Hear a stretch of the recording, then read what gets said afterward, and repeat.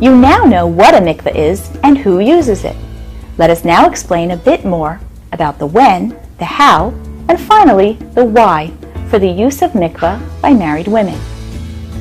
The first opportunity a woman has to use the mikveh is in preparation for her wedding as a bride.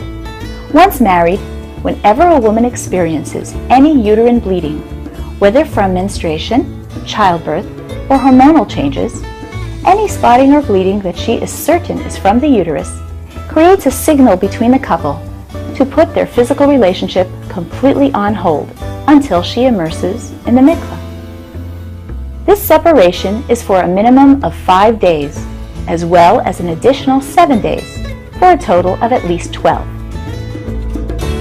Halacha requires a 5-day minimum to be maintained, even if she bleeds for fewer days. For women whose menstrual period lasts longer, the separation will be a couple of days longer.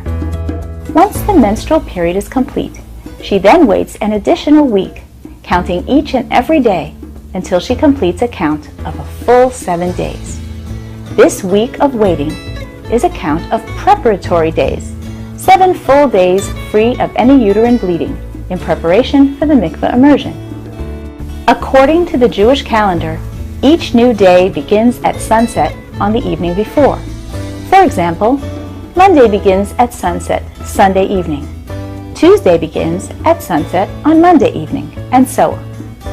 A woman is permitted to go to the mikveh only after a complete count of a minimum of 12 days, the minimum of 5 for the menses, and the full count of the 7 additional preparatory days. She will prepare to go to mikveh just before nightfall of the 7th preparatory day.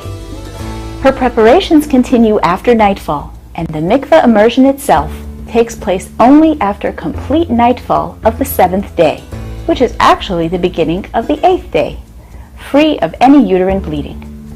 All in all, there will be a minimum of 12 days, possibly 13 or 14, to allow for a woman's individual schedule before a couple can resume physical intimacy. This practice continues throughout the marriage so long as a woman continues to menstruate. Once a woman has ceased menstruation and immerses in the mikveh following her very last period or instance of uterine bleeding, she is no longer required to immerse in the mikveh again. For married women who have not kept the laws of mikveh, it is never too late to do so. Even if a woman's menses have ceased and she is past menopause, one immersion in the mikveh will elevate every future union with her husband. Her immersion at that point will retroactively honor all the years they've had together. Providing there is no further incidence of uterine bleeding, this final postmenopausal immersion is the only time she'll be required to do this mitzvah during the remaining years of her marriage.